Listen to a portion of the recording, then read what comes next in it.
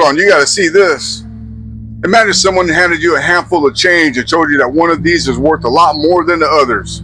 Which one would you choose? Most people would probably grab this quarter right here.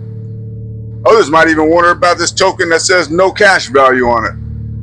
But almost nobody would notice this coin right here. This isn't a penny. It's an 1864 2-cent piece. And today we're going to find out exactly what we have. Well, the 2-cent piece was introduced in 1864 during the height of the Civil War. At that time, coins were disappearing from circulation because people were saving gold, silver, and even copper coins. The United States Mint created the new denomination to help solve that shortage.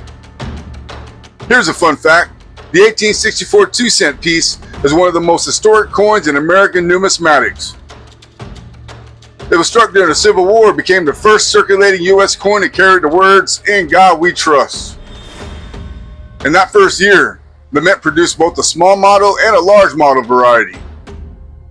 The small model is estimated to be about 5 times scarcer than the large model, which is why collectors carefully compare every 1864 2-cent piece they find.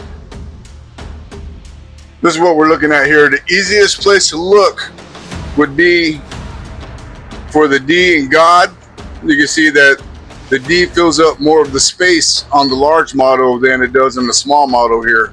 But another place to look is the extra stem in the leaf. You see that the large model has this stem, the extra stems in the leaf, like right here, this one, and this one.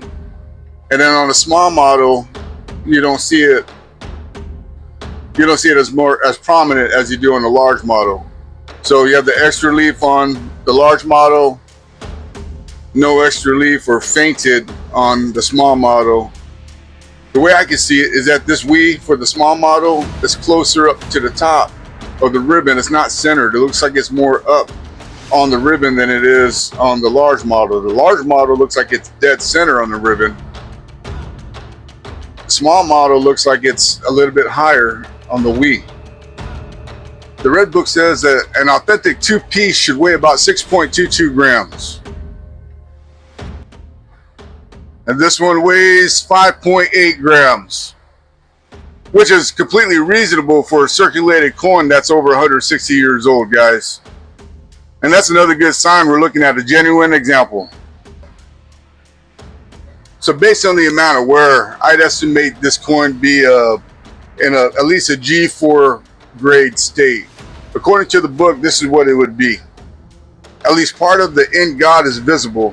And on my coin, you could see "In" or "God." You can see the lettering on the ribbon itself. Obviously, the "We" is gone, but you can see "God." So that tells me that we're in a G4 category here, or a good state. So now on the back side, what we're looking at for the 1864 large model, that's what I determined the coin that we have here. And I determined that by looking at the standards, it's about a G4 state, and it could be worth about 22 bucks, right?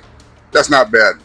But if you had the small model, right, which is the 19,822,000 mintage for both of them combined, the small model is the scarcest one, the rarest one.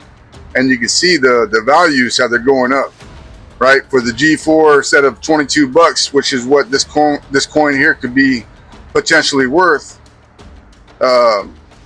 Small model coin goes up considerably. You can see that. Look at the G4. It could be worth up to 180 bucks. And you saw the state that they could be in. I mean, mine's missing the "We" and it could be worth 22 bucks. But we're going to go down the line. So if we keep going, you can see for the small model, you know, for a very good 8, it could go about 245, right? We'll keep going. So a fine goes about 390. Very fine. We'll just go all the way up to the very top of the chain for MS63. That one coin could be potentially about $1,500, guys. So that's why it's important to check your coins, because you never know. At the beginning of this video, all of these look like ordinary pieces. What is just a modern quarter? One isn't even money, and one that survived more than 160 years of American history. That's why we always take a closer look. You never know what piece of history might be hiding in a handful of change. If you enjoyed this investigation, let me know in the comments if you've ever found an unusual coin like this that turned out to be something special. Thanks for watching the Coin Cabinet. Don't forget to like, subscribe, and we'll see you in the next one.